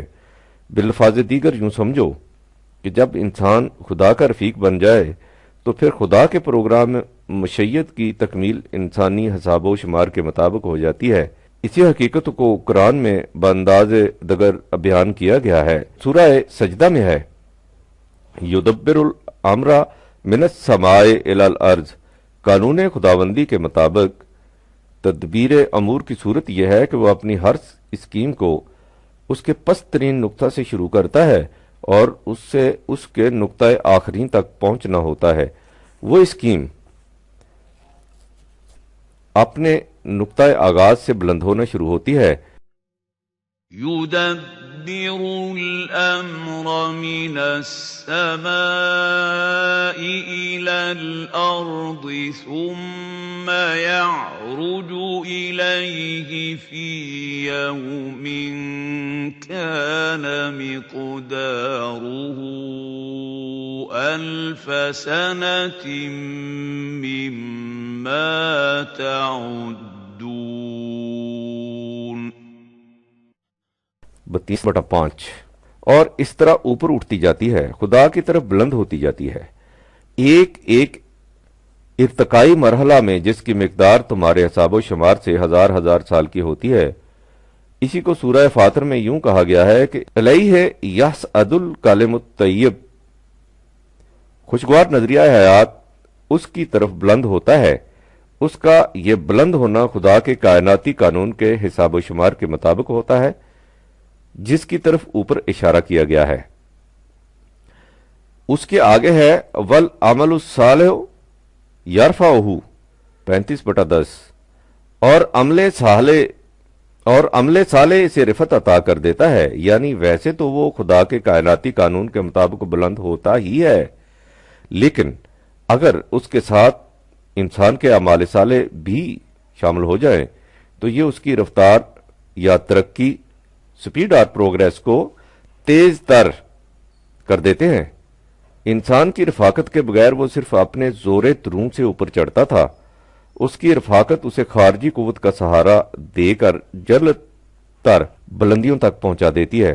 خدا اور انسان کا یہ حسین تعلق یعنی رشتہ رفاقت وہ عظیم حقیقت ہے جس کی طرف نبی اکرم نے اپنی زندگی کے آخری سانس میں ان الفاظ سے اشارہ فرمایا، بل ہوور رفیق الاعلی، خدا رفیق اعلی ہے، یعنی اس پروگرام کی تکمیل میں انسان رفیق ادنا ہوتا ہے اور خدا رفیق اعلی، لیکن تعلق ان کا رفاقت ہی کا ہوتا ہے، یعنی انسان کا قانون خداوندی سے ہم آہنگ ہونا۔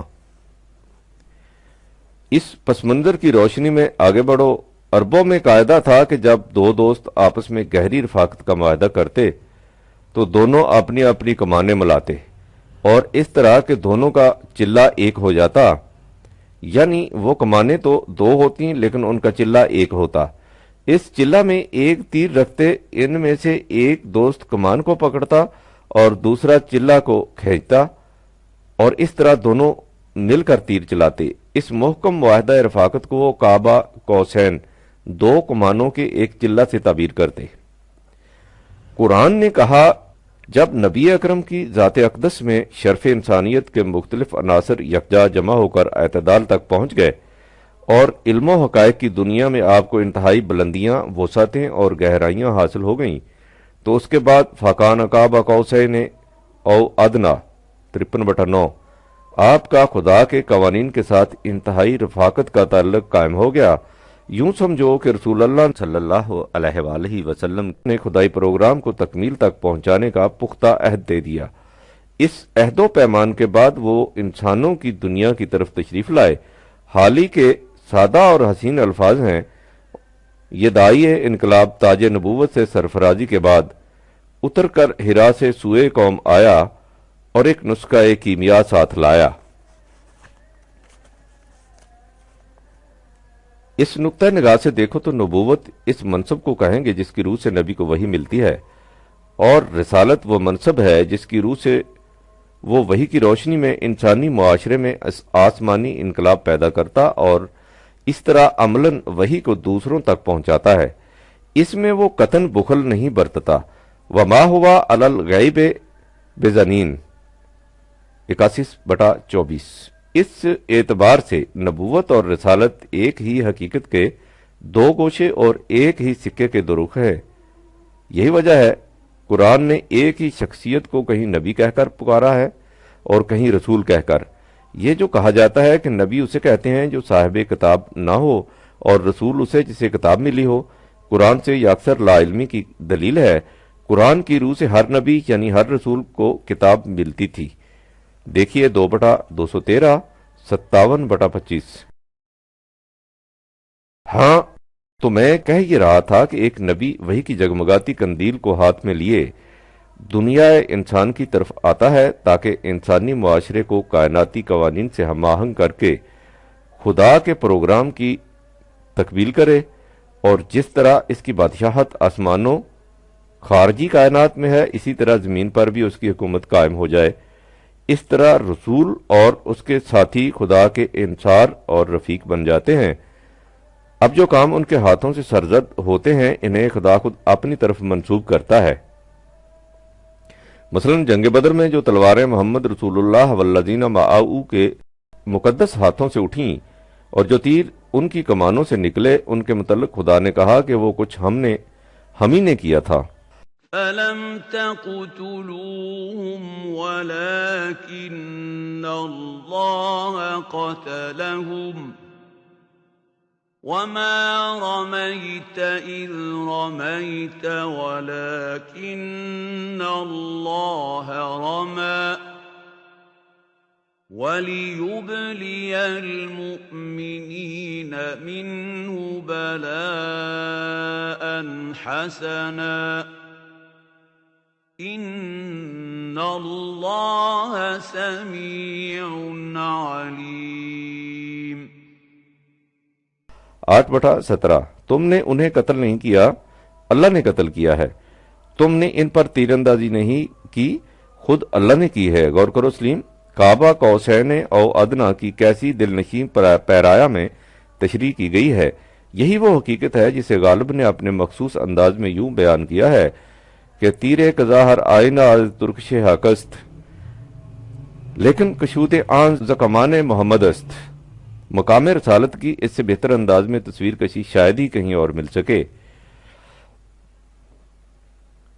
علم و عمل کے ان تمام بلند ترین گوشوں کو سامنے لانے کے بعد قرآن نے کہا ہے کہ فا اوہا الی عبدہ ما اوہا 53/10۔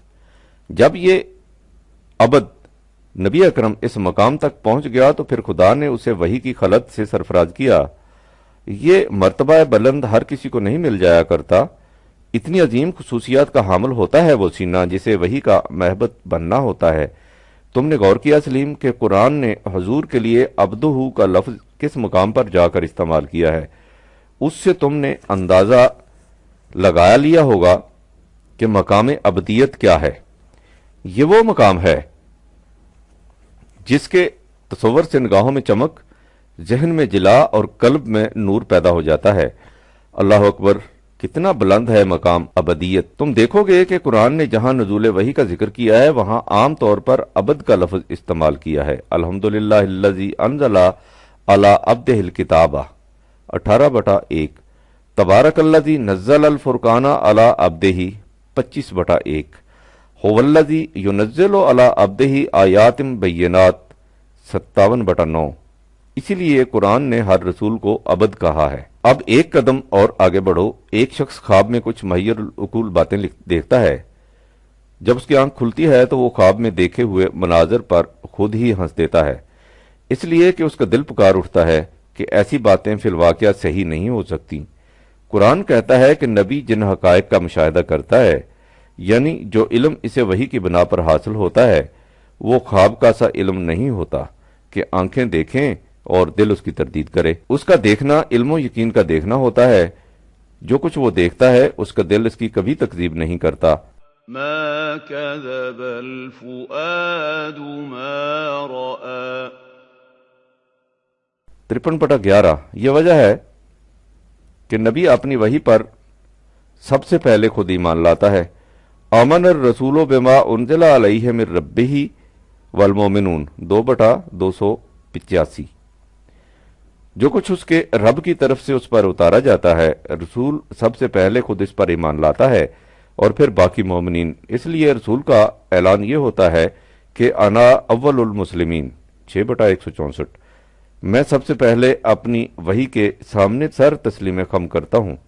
قرآن نے اس مقام پر ایمان کے لیے دل کی شہادت کو ضروری قرار دیا ہے۔ اس حقیقت کو اس نے سورہ منافقین میں ایک اور انداز سے بیان کیا ہے۔ سورت کی ابتدا یوں ہوتی ہے کہ اذا جاءک المنافقون قالوا انشہد انک لرسول اللہ، اے رسول جب منافق تیرے پاس آتے ہیں تو کہتے ہیں کہ ہم گواہی دیتے ہیں کہ تو یقیناً اللہ کا رسول ہے۔ اس کے بعد ہے واللہ یعلم انک لرسولہ، اللہ کو اس کا علم ہے کہ یقیناً تو اس کا رسول ہے۔ اس سے ظاہر ہے کہ منافقین ایسی بات کہتے ہیں جو امر واقعہ ہے اور جس کی شہادت خود اللہ دے رہا ہے۔ اس لیے منافقین کے سچا ہونے میں بظاہر کوئی شبہ نہیں رہ جاتا، لیکن اس کے آگے ہے إذا جاءك المنافقون قالوا نشهد إنك لرسول الله والله يعلم إنك لرسوله والله يشهد إن المنافقين لكاذبون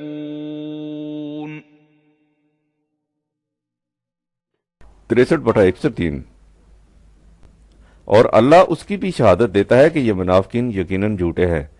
تم غور کرو کہ قرآن نے یہاں کتنی بڑی حقیقت بیان کی ہے اور کیسے دل نشیں پیرایا میں۔ اس نے کہا یہ ہے کہ منافقین زبان سے جو کچھ کہتے ہیں وہ تو بالکل سچی حقیقت ہے، لیکن چونکہ ان کا دل اس کی شہادت نہیں دیتا اس لیے یہ جھوٹے ہیں۔ اس سے قرآن نے کذب کی ایک واضح اور محکم تعریف ڈیفینیشن بیان کر دی ہے، یعنی جب تک کسی کا قلب اور زبان ہم آہنگ نہ ہو اسے سچا نہیں کہہ سکتے۔ کذب وہ ہے جس میں قلب اور زبان میں ہم آہنگی نہ ہو۔ ایک شخص زبان سے ایک ایسی بات کہتا ہے جو بالکل سچی ہے، لیکن اگر اس کا دل اس کی تصدیق نہیں کرتا تو وہ کاذب ہے، صادق نہیں۔ اقبال کے الفاظ میں تو عرب ہو یا عجم ہو تیرا لا الہ الا لغتے غریب جب تک تیرا دل نہ دے گواہی۔ ایمان یہ ہے کہ ما کذب الفؤاد ما رأى 53/11 جو کچھ آنکھیں دیکھیں دل اس کی تکذیب نہ کرے۔ نبی اپنی وحی پر اسی طرح ایمان لاتا ہے، وہ حقائق کا اپنی آنکھوں سے مشاہدہ کرتا ہے اور اس کا دل اس کی تصدیق کرتا ہے۔ اس کے بعد قرآن ضمناً ان لوگوں سے مخاطب ہوتا ہے جو نبی کی اس وحی کی مخالفت کرتے ہیں۔ وہ ان سے کہتا ہے کہ تم ہمیشہ کہتے یہ ہو کہ شنیدہ کے بود مان دیدہ، لیکن عملاً تمہاری حالت یہ ہے کہ تم رسول سے اس بات پر جھگڑتے ہو جسے وہ اپنی آنکھوں سے دیکھ کر بیان کرتا ہے۔ افا تمارونہ علی ما یرا 53/12 کتنی بڑی ہے تمہاری بھول اور کس قدر غیر معقول ہے تمہاری یہ مخالفت۔ اس ضمنی گوشے کے بعد قرآن پھر اسی موضوع پر آ جاتا ہے اور اگلی آیت میں ایک اور عظیم حقیقت کو سامنے لاتا ہے۔ میں پہلے بھی کہہ چکا ہوں کہ قرآن نے یہ بتایا ہے کہ وہی خواب نہیں ہوتا، حقیقت کا حتمی مشاہدہ ہوتا ہے۔ اس چیز کو اس نے بانداز دگر بیان کیا ہے۔ یہ حقیقت ہے کہ آپ کسی خواب کو انہی تفاصیل، جزیات، ربط اور تسلسل کے ساتھ کبھی دوبارہ نہیں دیکھ سکتے۔ یہ نفسیاتی ناممکنات میں سے ہے۔ قرآن کہتا ہے کہ نبی کی آنکھ جو کچھ دیکھتی ہے اسے خواب مت سمجھو۔ اس لیے وَلَقَدْ رَآهُ نَزْلَةً أُخْرَىٰ 53/13 اس نے اسے بار دگر بھی دیکھا ہے، اور فی الحقیقت لقد رآہ دیکھا ہے۔ اس لیے اس کا یہ دیکھنا خواب کا دیکھنا نہیں۔ جو لوگ وحی کو خواب پر محمول کرتے ہیں یا خوابوں کو از قبیل وحی تصور کرتے ہیں، انہیں سوچنا چاہیے کہ یہ ان کی کتنی بڑی غلطی ہے۔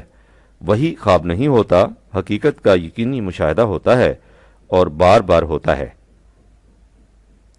اس کے بعد قرآن وحی کے ایک اور بنیادی گوشے کو سامنے لاتا ہے۔ ایک طرف جذبات پرست ہیں جو خوابوں کو بھی از قبیل وحی قرار دیتے ہیں، دوسری طرف عام مفکرین فلاسفر ہیں جن کا خیال ہے کہ وحی انسانی فکر ہی کی ایک بڑی ہوئی شکل کا نام ہے۔ برگسان نے وجدان کے متعلق کہا ہے کہ وہ فکر ہی کی بلند سطح ہوتی ہے۔ چنانچہ بعض لوگ وجدان کو وحی پر محمول کر لیتے ہیں، مگر بھی مفکرین کا رجحان اسی طرف ہے۔ قرآن نے جہاں اس تصور کی تردید کی ہے خواب بھی وحی ہوتے ہیں، وہیں واضح الفاظ میں اس کا بھی اعلان کر دیا کہ وحی فکر انسانی کی بڑی ہوئی شکل کا نام نہیں۔ وحی کا مقام وہ ہے جہاں عقل انسانی کے لیے حیرت کے سوا کچھ نہیں ہوتا۔ اندہ سدرۃ المنتہا 53/14 نبی نے ان حقائق کو سدرۃ المنتہا کے قریب دیکھا۔ عربوں میں الصادر اس شخص کو کہتے ہیں جو متحیر ہو جائے۔ سدرہ بصرہ سدرن کے معنی ہیں گرمی کی شدت کی وجہ سے اس کی نگاہیں حیران و ششدر رہ گئیں۔ اس لیے نبی کو جس مقام پر وحی ملتی ہے وہاں عقل انسانی کے لیے سوائے تحیر کی فراوانیوں کے اور کچھ نہیں ہوتا۔ انسانی عقل وہاں ششدر و حیران رہ جاتی ہے۔ یہ اس کے بیان کی بات ہی نہیں کہ وہ اس مقام اور اس کی کیفیت کا مشاہدہ یا اندازہ کر سکے، لیکن اگر عقل انسانی مقام وحی کی کناہ و حقیقت کو نہیں سمجھ سکتی تو اس کے یہ معنی نہیں کہ عقل وحی کے حقائق سے مستفید بھی نہیں ہو سکتی۔ وحی کی تعلیم انسان کی سمجھ میں آ سکتی ہے، اسی لیے قرآن نے بار بار فکر و تدبر اور عقل و شعور سے کام لینے کی تاکید کی ہے۔ اس تعلیم کا سمجھنا اس لیے ضروری ہے کہ اس پر عمل کیا جائے، اور اس پر عمل کرنا اس لیے ضروری ہے کہ دنیا میں بھی جنتی معاشرہ قائم ہو سکے، اس کے بعد کی زندگی بھی جنت کی ہو۔ لہٰذا وہی عقل جو مقام نبوت کی کناہ و حقیقت کے سمجھنے سے یکسر قاصر ہے، وہ اگر وحی کے پیغام کا اتباع کرے تو جنت کی خوشگواریاں اس کے حصہ میں آ سکتی ہیں۔ اس لیے کہ مقام وحی اگر اندہ سدرۃ المنتہا ہے تو اندہا جنت المآوا 53/15 جنت بھی اسی کے پاس ہی ہے۔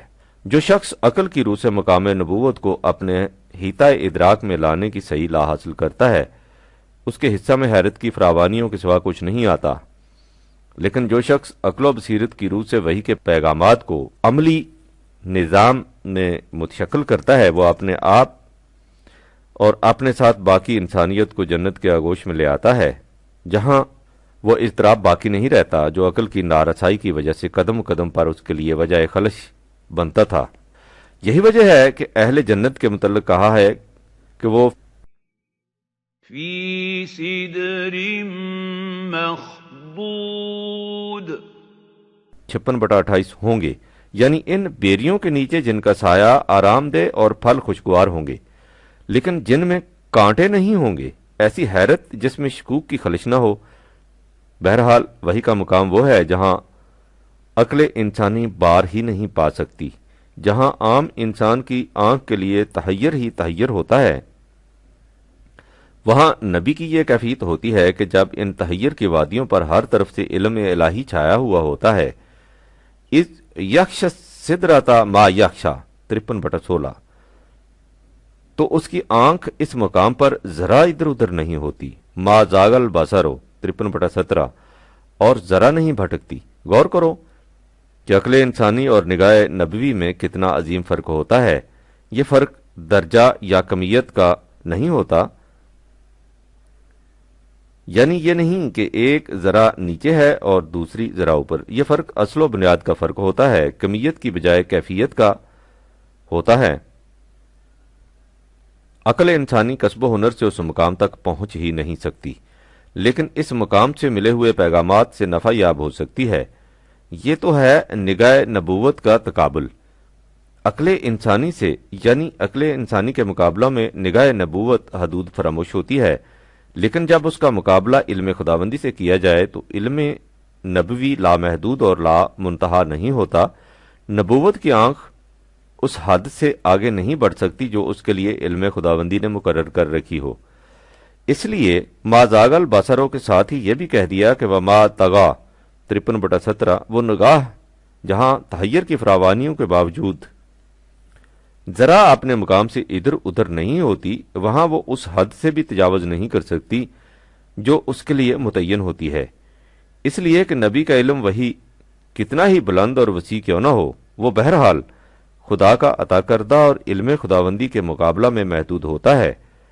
انسانوں کے مقابلہ میں وحی کا مقام وہ ہے جہاں انسانی علم و عقل کی حدیں ختم ہو جاتی ہیں، لیکن علم خداوندی کے مقابلہ میں یہ لا انتہا نہیں۔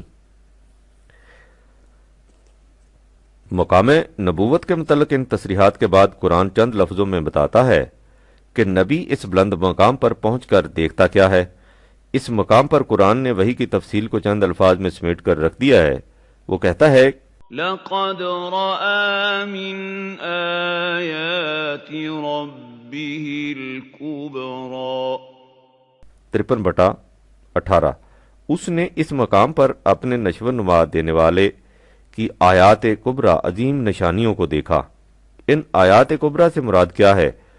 اس کے لیے پھر داستان حضرت موسیٰ کی طرف آؤ۔ جب حضرت موسیٰ کو طور کی چوٹیوں پر وحی سے نوازا گیا تو ان سے کہا گیا کہ یہ سب کچھ اس لیے کیا گیا ہے لِنُرِیَکَ مِنْ آیاتِنَا الْکُبریٰ 20/23، تاکہ ہم تجھے اپنی آیات الکبریٰ دکھائیں۔ اس کے بعد ہے اذهب الی فرعون انہ طغیٰ 20/24، فرعون کی طرف جا کیونکہ وہ بڑا ہی سرکش ہو گیا ہے، وہ حد سے تجاوز کر گیا ہے۔ اس سے ظاہر ہے کہ وحی پانے کے بعد نبی کے سامنے پروگرام یہ ہوتا ہے کہ وہ سرکش قوتوں کو ان کے ظلم و استبداد سے روکے اور مظلوم انسانیت کو ان کے دندان حرص و آز سے چھڑائے۔ وہ اس مقصد عظیم کو لے کر آتا ہے اور طاغوتی قوت کو قیامت خیز تصادمات کے بعد شکست دے کر قوانین خداوندی کے مطابق معاشرہ کی تشکیل جدید کرتا ہے۔ ان سرکش اور مستبد قوتوں کی اس طرح سے شکست اور ان کے غاصب و ظالم نظام کی جگہ خدا کے نظام ربوبیت عالمینی کا قیام، وہ آیات کبریٰ ہیں جن کا مشاہدہ نبی کو کرایا جاتا ہے۔ یہ ہے عزیزم قرآن کی روشنی میں نبی کا مقام، اور یہ ہے وہ فریضہ عظیم جس کی ادائیگی کے لیے اسے منصب جلیلہ پر فائز کیا جاتا ہے۔ اس سے تم نے اندازہ لگا لیا ہوگا کہ نبی کا مقام خدا سے وحی پا کر اسے انسانوں تک پہنچا دینا ہی نہیں ہوتا، بلکہ وحی کی روشنی میں نظام خداوندی کا قیام بھی ہوتا ہے، اور یہ مقصد بہت بلند اور یہ فریضہ بڑا اہم ہوتا ہے۔ نبوت نبی اکرم صلی اللہ علیہ وآلہ وسلم کے ساتھ ختم ہو گئی، لہذا حضور کے بعد کوئی شخص خدا کی طرف سے وحی نہیں پا سکتا، لیکن اس وحی کی روشنی میں نظام خداوندی کا قیام اور اس کے بعد اس کا تسلسل و استحکام وہ فرائض ہیں جو حضور صلی اللہ علیہ وآلہ وسلم کی تشریف براری کے بعد امت کے سپرد ہوئے۔ حضور کے بعد امت نے کچھ وقت تک اس فریضہ کو سر انجام دیا، لیکن اس کے بعد بدقسمتی سے یہ گاڑی دوسری پٹری پر جا پڑی اور نظام خداوندی نگاہوں سے اوجھل ہو گیا۔ اب امت کا کام یہ ہے کہ اتباع نبوی میں پھر سے اسی نظام کو قائم کرے تاکہ خدا کا دین متمکن ہو جائے اور جنت سے نکلا ہوا آدم پھر سے فردوس گمگشتہ کو پالے۔ اس حقیقت کو سلیم اچھی طرح سن رکھو اور ساری دنیا کو سنا دو کہ انسان جو جی میں آئے کر کے دیکھ لے، اس کی نجات و سعادت ایک ہی راہ ہے، یعنی وہ راہ جو مقام محمدی صلی اللہ علیہ وآلہ وسلم وحی پر ایمان سے متعین ہوتی ہے اور جس کی طرف پیام محمدی قرآن رہنمائی کرتا ہے۔ اگر بائین رسیدی تمام بو لہبی است یہ خط لمبا ہو گیا، لیکن تم نے بات ہی ایسی پوچھی تھی۔ ویسے بھی لذیذ بود حقائق دراز تر گفتم۔ اچھا، خدا حافظ۔ وسلام، پرویز، نومبر 1956۔